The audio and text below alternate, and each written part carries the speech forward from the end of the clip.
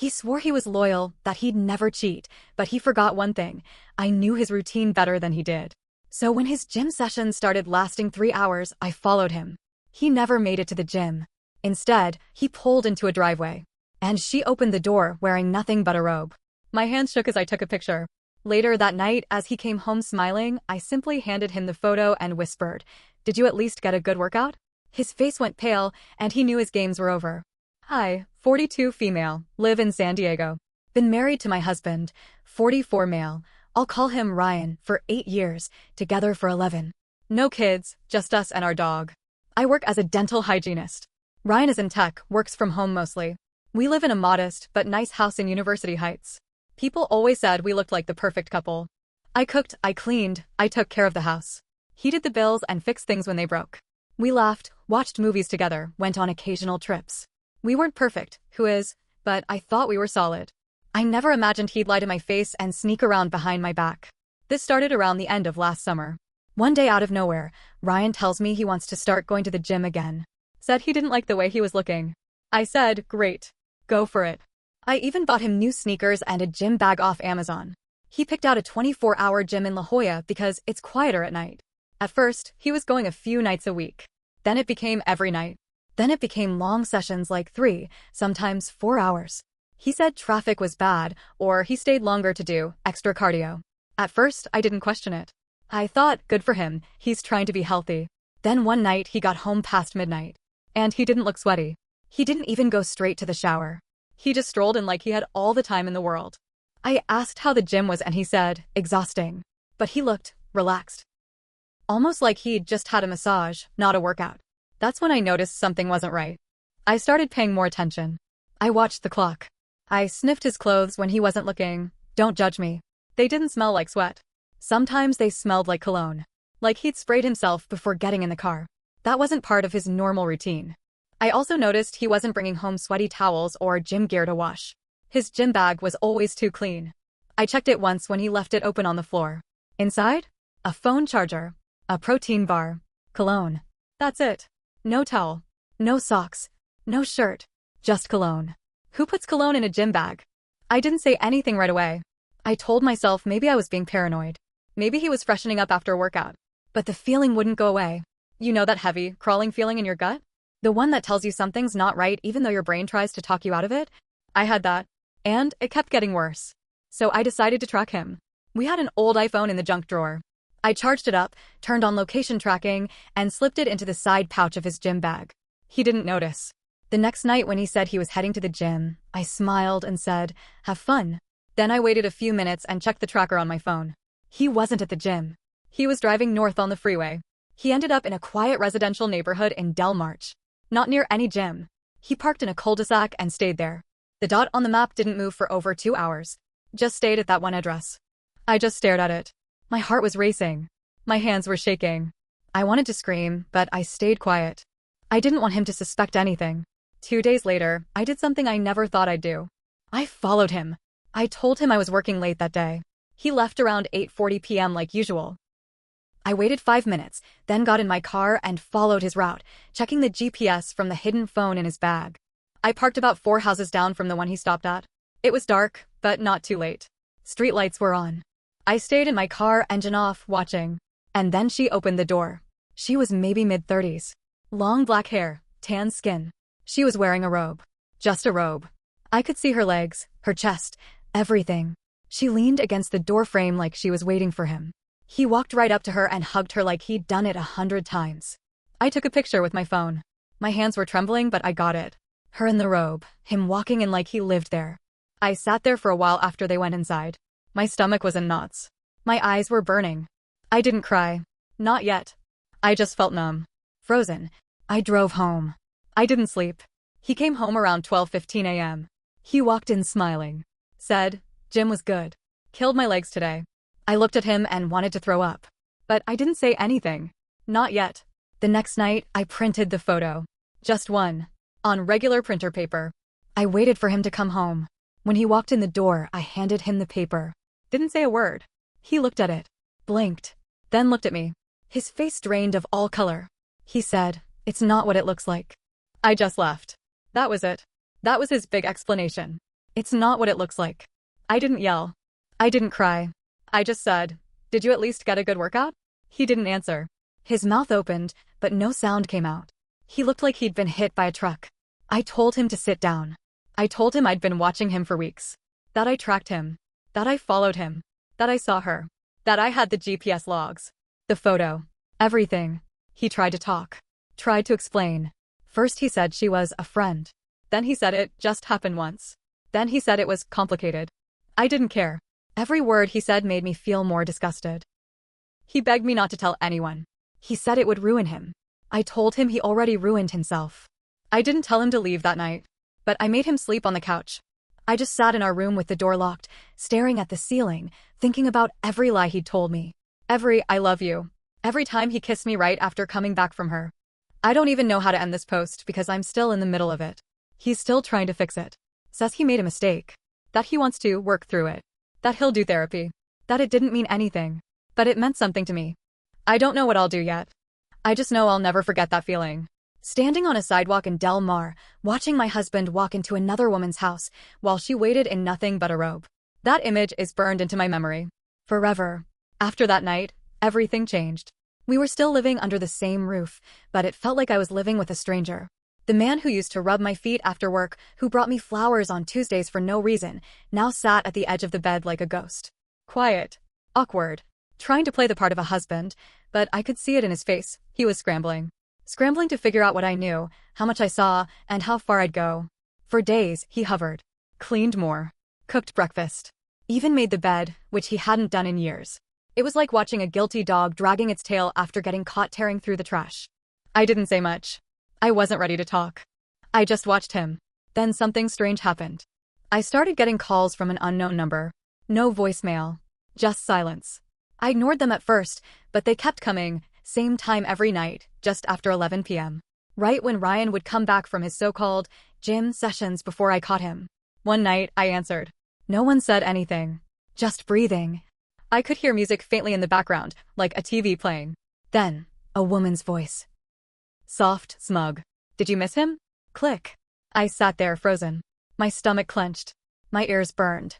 The next morning, I didn't say anything to Ryan. I didn't need to. He came into the kitchen looking extra tense, checking his phone like he expected bad news. I watched him from behind my coffee cup, wondering if he knew she was calling me. Then the text started. At first, just one. From a random number. He's a liar. Just so you know. Then more. He told me you were separated. He said you cheated first. Want to compare notes? I didn't respond. But I screenshotted everything. That night, Ryan walked in the door like nothing was wrong. I didn't wait this time. I held up my phone and said, "You told her I cheated?" His whole body stiffened. His face went blank. What are you talking about? I shoved the screen in his face.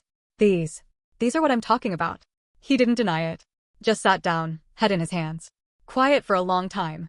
Then he muttered. I panicked. I didn't want her to feel guilty. I told her we were over, that we were just living together until the paperwork was done. I couldn't believe it. I said, "You lied to her so you could keep lying to me? Wow. Full-time job, huh?" And then, without warning, he got mad. Like, really mad. He said, "You were cold to me for months, Nina. You made me feel invisible. I was lonely." I left. "You were lonely so you ked someone in a robe?" He stood up so fast the chair skidded across the floor. For a second, I actually wondered if he was going to break something. But then he just stormed out. I didn't follow him. The next day, I called his work pretending to be his wife needing to confirm an emergency contact form. They transferred me to HR. And guess what name was on the emergency contact line? Hers. She wasn't just some fling. He'd updated his files. Put her name on his emergency forms. Which meant they weren't just sleeping together. He was planning for her to stay, while still living with me. I went numb. And that's when the next twist hit. That same day, I got an email. No subject. Just a photo attachment. It was a screenshot of a Slack message. From Ryan. Sent during work hours. Can't stop thinking about last night. You looked amazing in that robe. You taste like strawberries. That robe again. That damn robe. The email was sent from a burner account. No reply option. No trace. But I knew exactly who it was from. She was playing games now. And she wanted me to know just how deep this ran. I confronted Ryan again. This time, I wasn't calm. I showed him the screenshot. Asked, "You messaging her during work now?" While I'm cooking dinner downstairs. He didn't deny it. Didn't even try. He just said, "I'm sorry." That was it. "I'm sorry." Like those two words would erase the messages, the calls, the photo, the lies, the months of betrayal. I didn't reply. I just walked away. That night, I packed a bag and went to stay at my friend's place in Chula Vista. I didn't tell him where I was going. I just left. The next morning, I got another text from the same burner number. "Looks like you finally got tired of pretending, huh?" And then, he said you were boring. Said you never wanted him anymore. That you were just roommates. I blocked the number. But something in me snapped. I wasn't going to sit quietly anymore. If she wanted to talk, fine. Let's talk. So I created a fake Gmail and messaged her back. Told her I was a friend of mine. I wanted to know how much she really knew. She spilled everything. She said they met on Slack, started flirting, then moved to texts. She said she thought it was just casual at first, but he'd started talking long-term. That he said he'd move out soon. That he wanted to introduce her to his parents. His parents. He was building a whole second life while still sleeping next to me every night. While eating dinner at our table.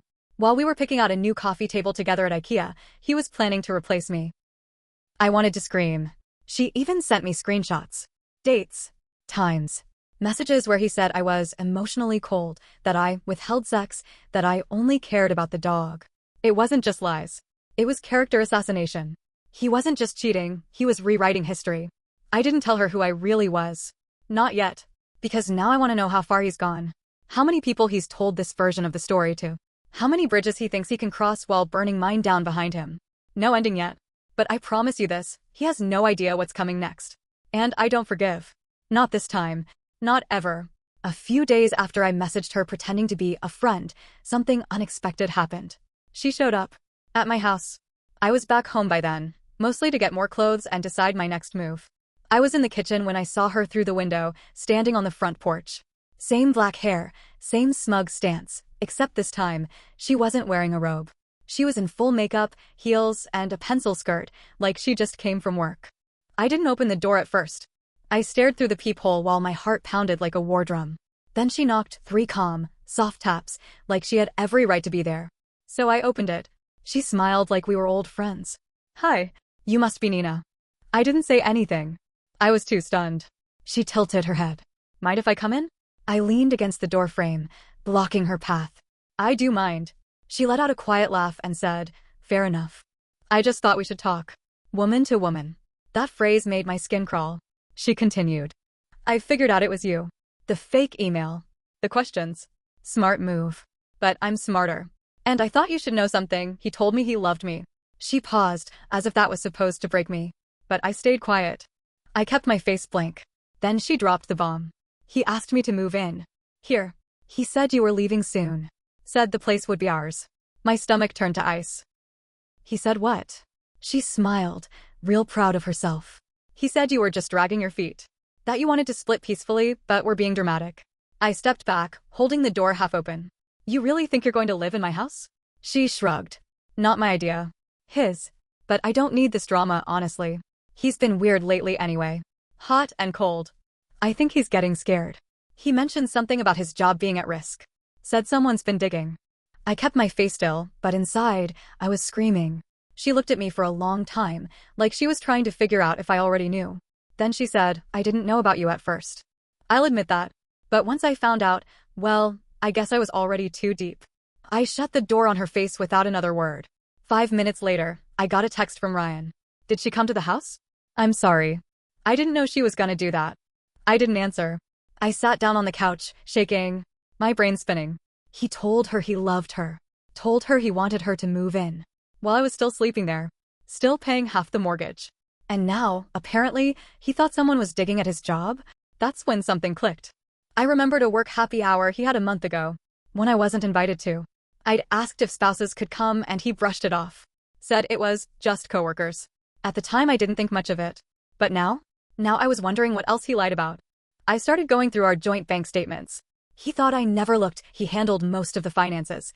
But I had login access. And when I checked the statements, things started popping out like red flags on fire. Late night Uber charges. Dinners in Del March. Wine store receipts. Boutique charges. A massage parlor, not a chain, but a small wellness spa in Oceanside. I Googled it. You already know. And then I saw it. A hotel charge. Not once, but multiple times. The same place. The Hyatt off Torrey Pines. He hadn't just been going to her house. He'd been taking her away. And that wasn't even the worst part. I clicked through the statements for the last 6 months. There were 2 different charges from jewelry stores. One from Jared's. The other from a local place downtown, more high-end. I checked the dates. One was right before our anniversary. He gave me a pair of earrings that night. I remember him acting weird, saying he didn't want to do a big thing this year. He'd been distant off. Now I was wondering, did he buy both of us gifts? Was he living a double life so well that he was coordinating anniversary gifts? I called the local jewelry store, asked if they had records for a purchase made under his name. They did. And guess what? It was a bracelet. Custom engraved. For my future, that's what it said. I asked the woman on the phone if she could read the receipt for the engraving. She said, sure. It says, to Tracy, my future starts now. Her name. Her gift. Her future. He gave her a bracelet about his future while living with me. I couldn't breathe. I hung up and sat in silence for what felt like hours. That night, I didn't sleep. The next day, I went to his office. I didn't tell him I was coming. I walked right up to the receptionist and asked if I could speak to the HR manager. I gave my name and told them I needed to discuss a sensitive matter regarding one of their employees. I don't know how I kept it together, but I did. She invited me into a conference room. I told her everything. About the affair. About how the woman worked there too. About the messages sent during work hours. About the emergency contact form. About the photo. I gave her everything. She took notes. Lots of them. Her face stayed mostly neutral, but I saw her eyes narrow when I mentioned Slack. Then she said, we'll be conducting an internal review. I nodded. I left. Ryan called me 5 hours later. Why the F***ck did you go to my job? I didn't even flinch. I said, you made your bed. Sleep in it. He screamed. Cursed. Said I was ruining his life. I said, you ruined mine first. And I hung up. 3 days after I went to HR, Ryan showed up at the house, unannounced. I'd been staying at a friend's place in Chula Vista most nights, but I came back that day to grab the rest of my stuff. I wasn't expecting him to be there. He still had a key. He was already inside, sitting on the couch. His face was pale, his eyes tired, like he hadn't slept in days. A man unraveling. He stood up the second he saw me. Can we talk? He said. I didn't answer. I just walked past him toward the hallway. I didn't want another fake apology. I was done. But then he said something that stopped me cold. They fired her. I turned slowly. What? Tracy. She's gone. They said she violated the company's professional conduct policy. He was shaking. His voice cracked when he added, she blocked me. She's not answering. I think she thinks I set her up. That's when I snapped. You think this is about her? I dropped the bag I was holding. You think I care what she's doing now? You think you're the victim here? He sat down. I'm not saying that. I messed up. I lost everything. I don't know why I did it. I walked toward him, shaking from head to toe. You don't know why? You don't know. He looked up, tears starting to build. I swear I didn't mean to fall in love with her. It just happened. I felt alive again. You were always tired, distant, there it was. The shift. The blame. The reframe. I cut him off. Say it. Say it was my fault. That I pushed you into her arms. That you had no choice. He said nothing. So I gave it to him. Everything. Years of being lied to. Of believing we were a team. Of covering for him. Of making excuses to friends. Of holding us together while he quietly took us apart. I screamed.